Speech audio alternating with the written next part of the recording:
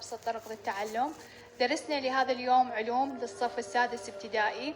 راح نبدي في العلوم وملخص للدرس الأول اللي هو التكاثر بالبذور. هذا ملخص. هنا هذا ملخص عن درس التكاثر بالبذور. العملية التي تؤدي إلى تكوين الثمار هي الإخصاب. هذا يجي على شكل فراغ. عندنا هنا سؤال: عرف البذرة وما هي أجزاء البذرة. البذرة تعريفها هي بويضة مخصبة تكونت في مبيض الزهرة. هذا هنا عندنا تعريف البذرة، هي بويضة مخصبة تكونت في مبيض الزهرة.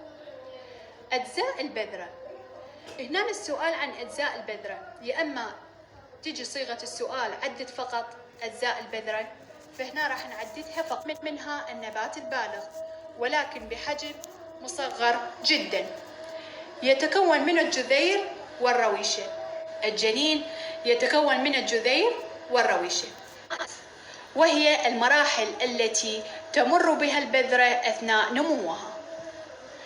تحتوي البذرة على فراغ يوفر الطاقة اللازمة للنمو. راح يكون الجواب مخزون غذائي.